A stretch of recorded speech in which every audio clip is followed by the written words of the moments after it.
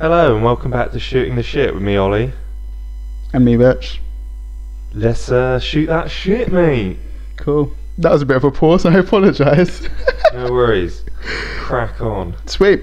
So yeah, I think we should start the show.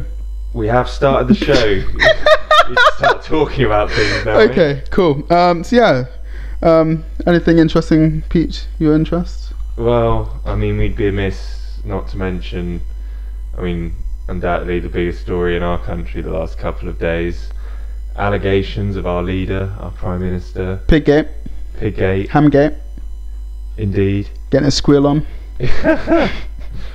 For those that don't know, Prime Minister of Great Britain, David Cameron, has been accused of a number of things in a recent book by former Tory funder and bigwig Lord Ashcroft. Wow.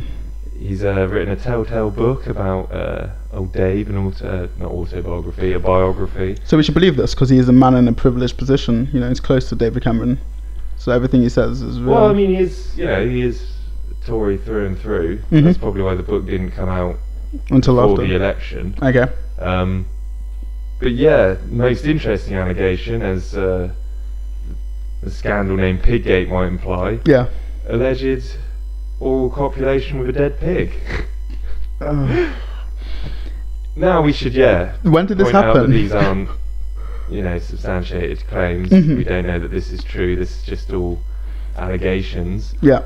But back in his uni days, allegedly, in order to join some sort of posh society, it was Oxford, wasn't it? He went to Oxford or Cambridge. Yeah. Pretty sure Oxford. One of them.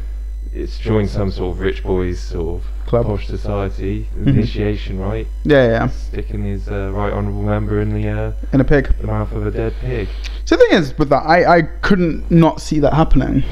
I said that in the wrong way, but like when I was at uni, like we did like odd shit. Like I didn't do it. Like people around me did weird shit. Like so I was in the football team, and like we'd have like this massive ring of guys drinking cider. You had like your three staple drinks. Right. So you had your beer, your Guinness, which I'm sure is still technically that. It's a beer, but yeah. Or you could have cider. But this crazy. Yeah, so basically, like, obviously you'd have to drink, like, you get through like 9 pints, you'd have like a bucket in the middle where you'd puke and whatever. But basically, like, some of the like forfeits for like not doing stuff is like dirty pints, obviously, and guys would drop. They'd put like pubic hairs in there. Pig, though. You put your balls in the guy's glass and then like let him drink it. So it had all your ball juice up in the cup. Taking part in such. No. I don't do that shit. I drank my drinks that had no pubes or balls or anything in it. But then I also heard about other guys that are doing stuff where they had to like down a goldfish, puke it up, and then drink their puke. Oh, that is pretty disgusting. This was a rugby team. So basically, what I'm saying here is, guys, when you go to university, everyone's done it. So why are we upset with David Cameron for sticking his penis in a pig? Well, no, it was dead, at least it wasn't alive. I mean, even people who aren't in these sorts of teams doing necessarily that sort of thing. Yeah. You all do things you regret. What's funny to me about it is, it's not so much, obviously, I don't think necessarily less of him in terms of, as a politician, whatever he did as a student, or even if he was fucking dead pigs in his free time now, that doesn't really... In fact, we should think of it as a better thing because, most people would think, that's a dead pig, my penis, I'm not going to put it in the pig. But he's gone past that level of like disgust. We want someone like that to rule our country. What, in case some shit comes up and he has to like... in case China says something along the lines of, if you don't fuck this pig, we're gonna nuke you. See, that was a Black Mirror episode, wasn't it? This whole thing was already done. Yeah. The Charlie Brooker show. He actually said something about, I didn't realise that Black Mirror was actually a biography or something like that. Documentary. He was one of the first people to come out and comment about it. Yeah. And he's had to come out and say, look, I didn't know anything about this. This is, I could not have predicted it. Fucking hell. So has he actually come out and said anything, well, David down Cameron? Street number 10, they refused to comment. They said it's just so crude and ridiculous, and it's not worth dignifying. They're not going to have the Prime Minister come out and declare to the country, I did not have sexual relations with that pig. And that's when you find a pig with a dress with semen on it. Sorry. But I did find one thing on Complex where there was like a Twitter response from David Cameron saying, like, just putting out there, like, Hamgate and, you know, Piggate isn't real. I haven't had sex with a pig. So he has responded? I don't think it's really David Cameron. Really No. But then, like, you've got Miss Piggy replying and saying, just you wait until Kermit finds out he's going to come and fuck you up. Which is pretty amusing. But I think it's you know, no point being threatened by a puppet. You know what I mean? I don't like David Cameron. No. But at the end of the day, he's a human, and if he wants to stick his penis in the pig, well, as I was saying, I mean, if he's doing that in his free time now, then I will take issue with, you know, the degree people are using that sort of defence, because even at university, I don't think that is normal. Like, I've been at university now for like, what, going on 7 years, and I've never met anyone who's fucked the face of a dead animal. Well, at my house party, I'll buy a dead animal, just leave it in a corner. See if someone tries to... their penis in it. Yeah. And then, in your 7th year of university, you would have seen someone fuck the face of an animal. A dead animal. A dead animal. Would people have had more of an issue if he was alive? I think so. They probably would have. That's even more respectable, I think, because a pig could have bitten off his dick if it was alive. I'd rate him for sticking your it's dick. It's hardly like sticking your head in a lion's mouth, is it? Mate, your penis is your life. It's a continuation of you throughout generations to come. Well, as in not just the penis itself, but yeah, the semen that comes out of the penis, and it goes into for keeping your genes going. Exactly. Yes. No. So I'd rate him if he'd done that. You'd vote Tory next. I'd vote Tory if he released a video of that. Actually, that's a bit weird because I don't really want to watch a man sticking his penis. I was just about to say, that's a really weird fetish. That's a really weird thing to convince you to, you know, vote in a government for a 5-year period. As I said, like, I would rate someone who's willing to do that. Like, think of the lengths he would go to protect this country. David Cameron, voice of the people, will fuck a pig for you.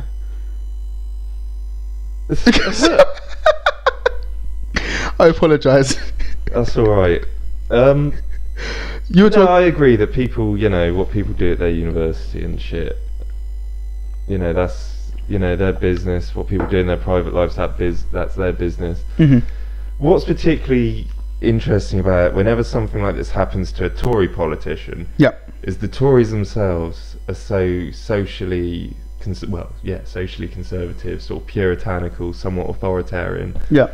Like, sort of a couple of years ago, admittedly, it was a Tory Prime Minister that got the gay marriage bill in this country passed, but within his own party there was an awful number of people saying, oh, if you allow a man, marry a man, and why would you not stop a man marrying a dog? Which is, you know, funny. It's a far reach.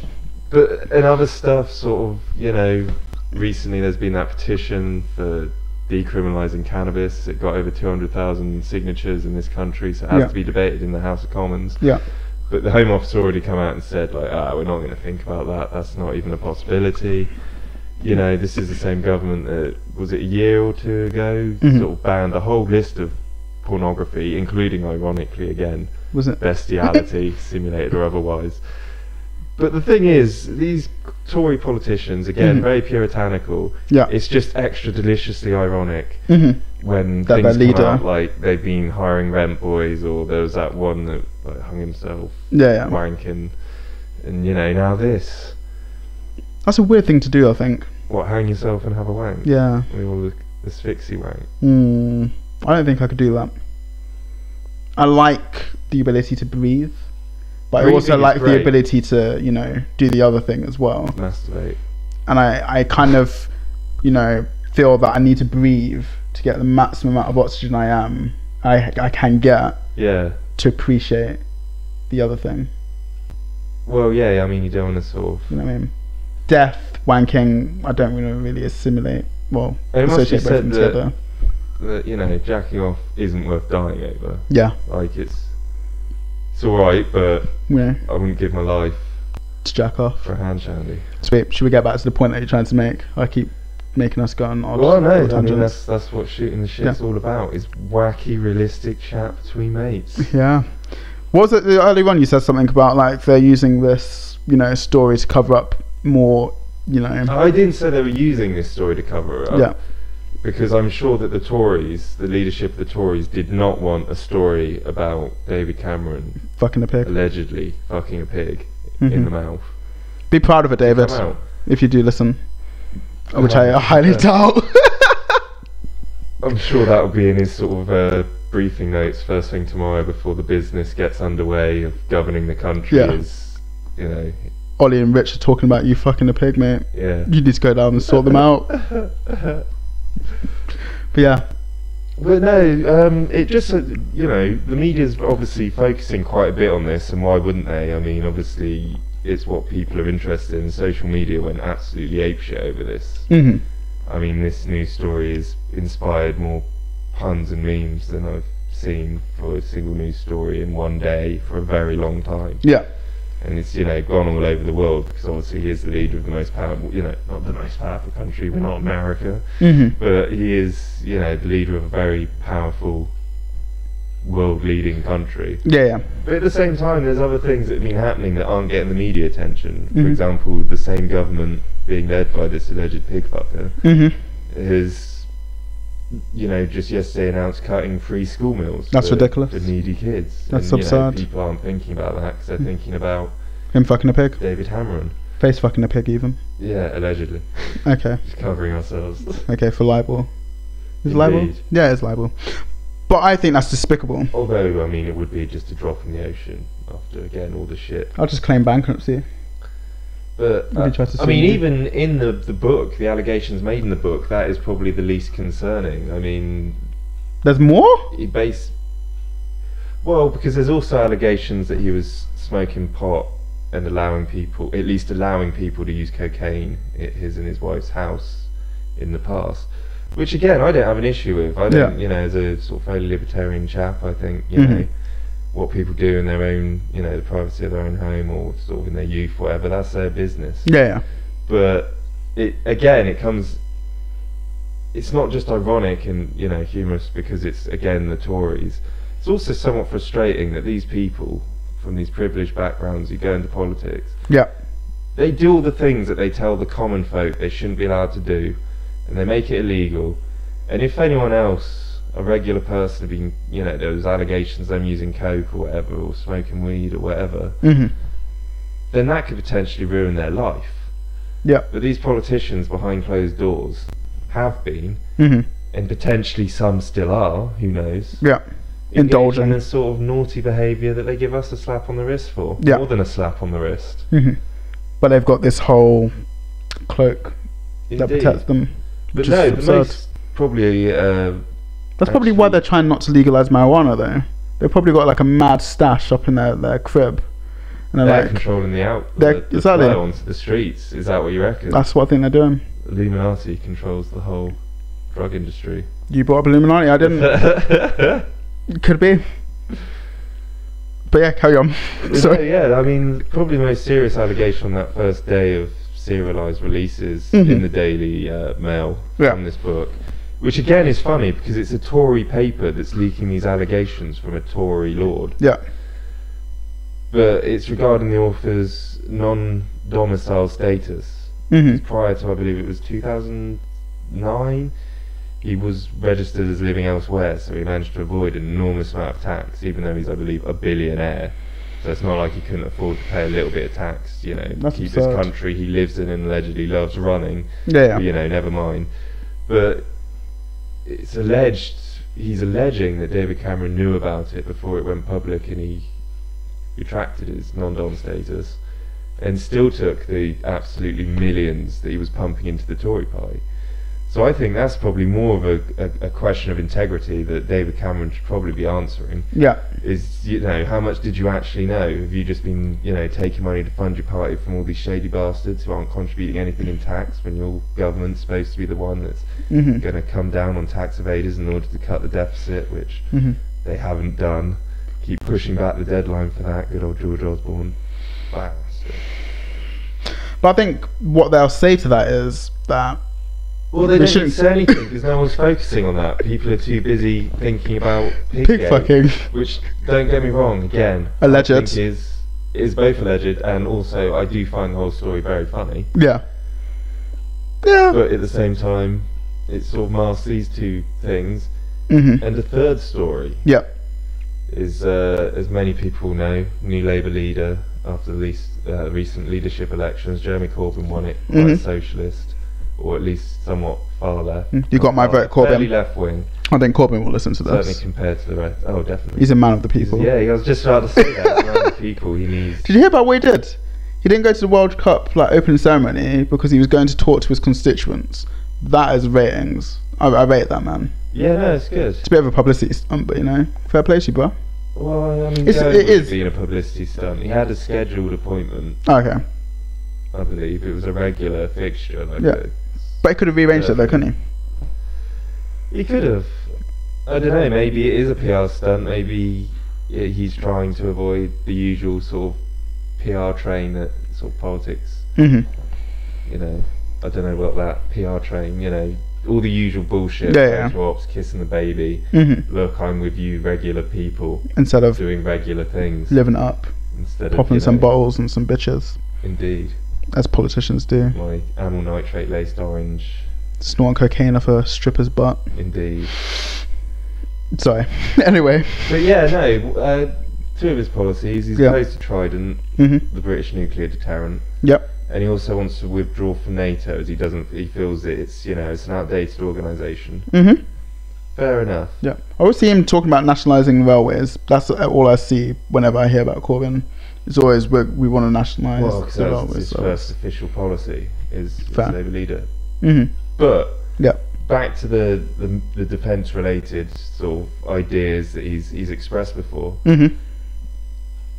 It was reported that a senior military official declared that should Corbyn win in 2020, next general election here in the UK, that there could potentially be a military coup. No way.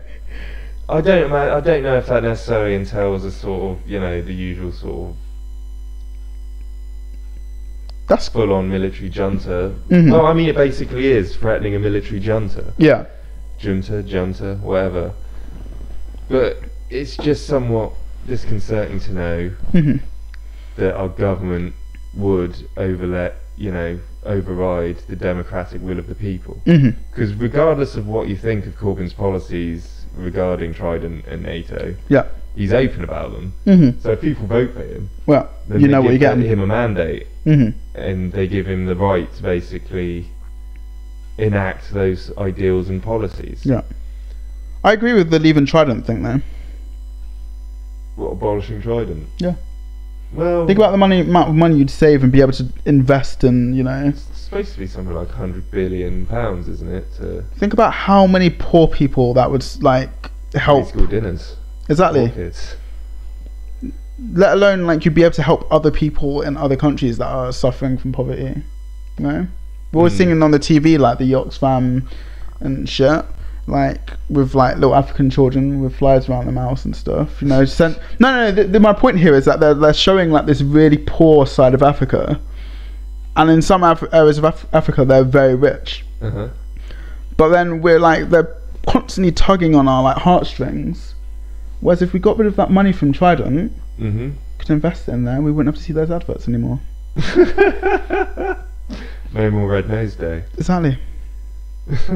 That's one of the most boring organisations of whatever on the TV, because all these people that are on there, these rich motherfuckers, they're on there asking me to put money from my pocket when I've got no money.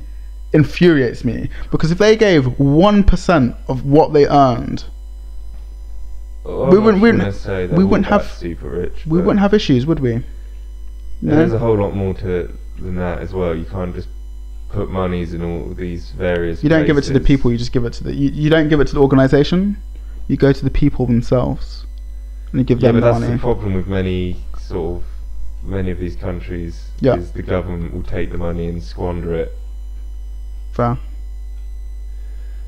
Well, how about? I mean, not the Red, Comic Relief can really do anything about that. Mm-hmm. I do think it's better than Children in Need. Fair. Fucking hate Children in Need as well. Children in Need. I never watch that. TV Drive, it's just too. I turn over to a different station. Yeah. Sweet. It pains me. I think we've gone away from what we were trying to do. Trident. Indeed, we've gone on a massive tangent. Yeah. About charity TV drives, but yeah, that was basically my point. Is Piggate very funny? Yeah. Not necessarily true. Shouldn't affect his job. Doesn't reflect on his ability to actually govern. Could you imagine that? Certainly no more than his, his if it actually came out and someone had a picture. Well, there's allegedly a picture. If that came out, would people try and get him out of power? I think the Conservative Party would probably, kick him out. That being said, he's already said that he's not going to be rerunning. Oh. So, I mean, how much damage can this actually do? Not really. To his career. How many times can you run as Prime Minister?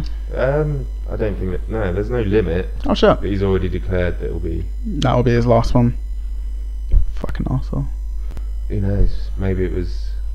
I hate him. Boris Johnson's been involved in this, and it's some sort of There's coup to... movie about him, though. Like the Riot Club or something like that. Not Riot Club, it was some... Bullingdon Club? Yeah. Yeah, that's one of those posh rich boy clubs in Oxford again. I can imagine them getting rowdy and doing shit. Well, yeah, I mean, their rowdiness is legendary. Like, they used to just smash up a restaurant because, their mummy and daddy could pay for it to be refurbished. That's it. Sort of thing. And stories of them sort of burning, like a £50 note in front of a homeless person, shit like that. It's alright, they totally connect with the people now they're in power. That's so harsh. Yeah. Burning money in front of someone's face that clearly needs that money. Yeah. Well, whatever gets you kicks and giggles, Sweet. Should we move on to something else? Yeah, I mean, this story has certainly been covered the last couple of days.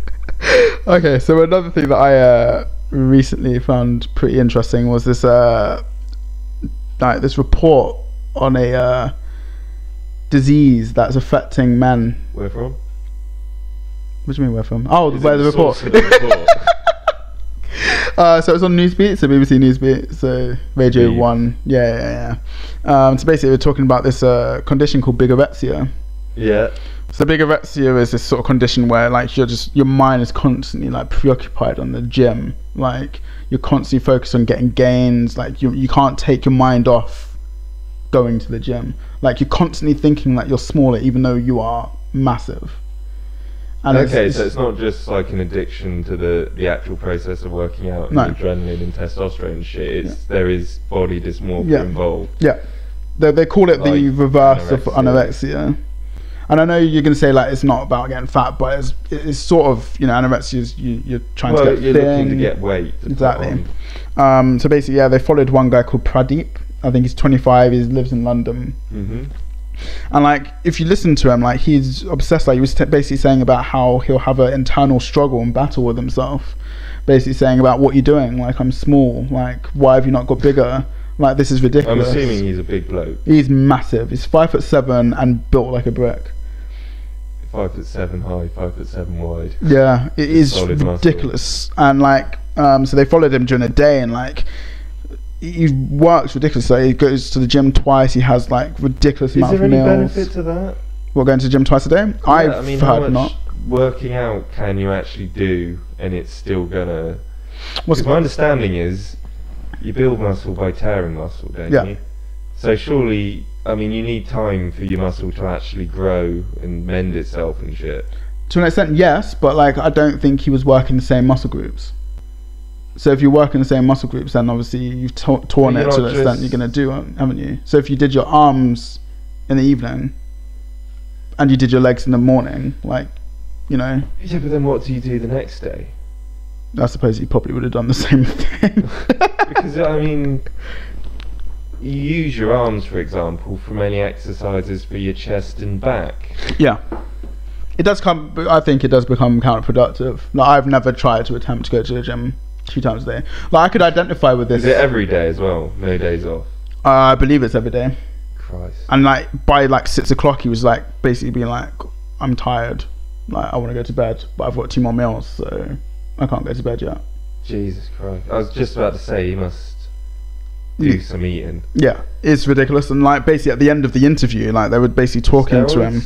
Yeah, there's a mass steroid use in this. Like they were saying basically about him in particular. No. Oh no, he hasn't taken steroids. He's clean. But basically they went to one gym where like the owner was talking about body dysmorphia, and he was basically saying how, you know, he reckons that a good 70% of his clients are on steroids. Like he's got 10, 12-year-olds coming into his gym saying, "Where can I buy some steroids from?" 12-year-olds?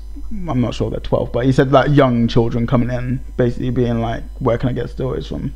Man, that's fucked up. Yeah. Well, there's another example where there was this kid who basically he was 5'2", so he had issues with his height. So he was like, "No girl's gonna love me. Like I need to like get wider." So he was constantly, you know, that's just gonna really draw attention to how short you are, though. Exactly.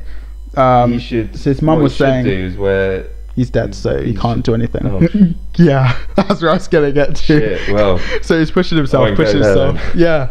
So he's pushing himself to get bigger, and basically he decided to take some steroids. And from the constant like going to the gym, taking steroids, had a heart attack. Had another heart attack like a couple of years after, I believe. And by the age of 20, yeah, his doctor told him to come off the steroids. And by the age of 20, he died. Fuck me. From 20? A heart attack. Yeah. Heart attack? Yeah. 3 heart attacks before the age of 20? Yep. He's That's dead. insane. Mm. So he must have been really using steroids. Yeah. Like all day, every day. Mm-hmm. Yeah. That's the thing. I can identify with the fact, because like when I was proper on the gym, like if I didn't go, I'd feel bad about myself. Like I'd be really like down for like most of the day. Be like, shit, like what am I doing? Like I've got goals, got aspirations. Like, you know, I should be there. Like even it would just ruin my productivity for the rest of the day. But now I'm more lax and I don't really care that much. Like I'll go to the gym if I go to the gym. If I don't go to the gym, yourself off the gym. I've weaned myself at the gym. Well, I suppose if you go quite regularly, yeah, I was going 5 days a week when do I it was intensely, then you probably get sort of used addicted to the sort of, you know, again all the sort of surging adrenaline and testosterone and whatever, feeling the burn. Indeed. But yeah, there was another story that I found pretty interesting. Like this guy basically nearly lost his wife. No, his fiance at the time, because he said like he was just rude, like obnoxious. Like all he cared about was the gym and his gains, what he was going to push, like what was his next goal. Like sort of ignoring her, and it got to the point where like he had flu, right, and he still went to the gym even though the doctors told him not to go. And basically he couldn't lift. Just working out his immune system. And he just basically, I think he nearly fainted, and like there was a massive barbell with a load of weight on it, and he crushed his hand. So he couldn't use his hand for 6 months. Now he's weaned himself off it, and he's just like, yeah, like I don't go to the gym anymore. I'll go to like the swimming pool, or I'll go for a run or a cycle, and that sort of takes away my drive to want to go to the gym. Fair enough. But yeah, I don't know how you can have that. Basically, it's hard to see that some like on anorexia you can see the issue there. But with this one, it's sort of a very similar issue, isn't it? I mean, they're both body issues people have with their body image. Yeah. Which, in a large part, will be sort of propagated by sort of, to some degree, media depictions. Yeah. You know, the expectation placed on women from some quarters. Yeah. Like the "Are you beach ready" ad. Indeed. Yeah. And then on the other hand, if you flick through a men's magazine, wherever it is, you know, they've got big, beefy, well-dressed, shaved, or trendy facial hair. Yeah. You know, looking clean cut, muscular. You know, advertising all these watches and boxers, and you know, That's exactly what male sense. One of the guys said. He said, I want to look like one of those guys in Men's Health. But what they're not realizing is that, you know, they've got... They're professional models. And there's a lot of airbrushing, I feel. True. With that, you know, you're never going to achieve that ultimate physique. Like, there's always... And that's one of the actual points that the presenter or reporter actually made at the end of the show, or the report even. He basically said to him, do you feel that you're ever going to come to terms with like your body and get over this like bigorexia? And then he said, look at the mirror. And he basically went through all of his like attributes in his body. So he's like, look at my biceps and look at it in proportion to my shoulders. Like, there's not enough of a curl to distinguish between them. Look at my triceps. There's not enough. Triceps. You know? Yeah, he said, look at my triceps. There's not enough like definition there. Then he's like, look at my waist. It's not thin enough. Like, he was basically absolutely critiquing. He's just like, in my mind, I'm never good enough. But basically, he also said one of the triggering factors, because I was reading up about this as well. They're saying like there's genetic predisposition to this. Really? They believe. Is this is on the NHS. I read this. Oh. The NHS website said that there's actually some genetic scientific literature supporting this. I doubt that. Or is it just gut feeling? Well, there's a study that I was about to read, but I didn't get time to do it. People can be have a genetic predisposition to addictive behaviours. Yeah. And you know, if going to the gym, that's obviously addictive for some people. Yeah. They go a bit nuts. Yeah. You know, it can happen with any aspect. People get addicted to shit like tattoos, don't they? Yeah. Gambling and stuff. You Fair. know, these things don't, you know, they're not as logical as, sort of, for example, getting addicted to, say, heroin, which obviously affects your body chemistry and makes you dependent on the drug. Yeah.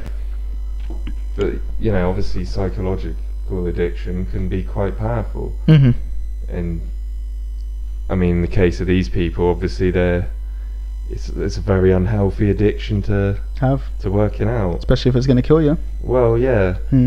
One other thing that he actually did highlight was the fact that his childhood influenced this as well. So basically, like, he came from like a very like he's an Asian lad. He's come from that family where they were driving him, and it's like, when you get an A isn't good enough. You need an A plus. So it's basically, it's always driving him to do better than what is considered good. So basically, with the gym, obviously he came, he enjoyed it, and now he wants to strive to become the best. Fair enough. I mean, it's not an unhealthy mentality to have necessarily. Yeah. But some of his goals were like very unrealistic. Like, he got like the presenter or the reporter even to take a picture of his back, and he was just like, yeah, I'm not happy with that. That's not where it should be at this moment. And it's just like, you've just gone to the gym. Like, your back's not going to like get absolutely swole. Like, is it? Like, come on, mate. Like, chill out. But obviously, I'm not in that mind state. So to him, obviously, he needed to be at that stage. Well, I mean, my approach to exercise is very much, you know, no pain, no pain. No pain, no pain. I mean, that being said, you know, do a little bit, try and you know, walk everywhere. Yeah. Try to sort of stay relatively healthy, just so I can do things like, you know, climbing a set of stairs without running out of breath. Yeah. I mean, that's you know, just do enough to stay alive. Yeah. That being said, if other people actually enjoy that shit and they want to do it, then you know, fill your boots. If that's how you want to spend your time, is lifting heavy objects. Even if you want to pump steroids, that's your lookout. But you know, don't take it to an extreme. Yeah, I think once you've had one heart attack, like, you know, just stop. All good things in moderation, etc. Yeah. Yeah, no, I'd probably stop taking. I mean, I don't take steroids because, again, it would be, I don't lift weights. I would just get hideously fat. But you know, well, I do feel sorry for him. Moderation, man. I do feel sorry for the people that suffer from this, and you know, I'm sure as we get, one of the things that they did say is that it's very hard to diagnose people with this condition, and because most of the individuals that will have it will deny that they've got it. Well, and also, I mean, you know, most people aren't going to think, oh, he's going to the gym all the time. You need to send him to a psychiatrist. Because especially, it looks healthy, doesn't it? I mean, if this is now recognised by the NHS, how are they treating this? So there's that cognitive behavioural therapy. Okay. So there's some other drugs as well. I can't remember what the actual cocktail was. I can quickly find out. What drugs that make you not want to work out? Yeah. See, this is where you could have, medical marijuana would do some good. Yeah. Just get them monged out. They're just sat there chilling, eating pizza, not working out. Just prescribe it maybe twice a week so they can just relax, and then fine. They just won't want to go to the gym. 4 or 5 days at the gym, healthy. Yeah. It was some inhibitor of some thing in your brain. So selective serotonin reuptake inhibitors. Apparently that helps. No, they use those for depression and anxiety. Yeah. Oh, okay. I guess that all makes some sort of sense. So yeah, that's how you do it.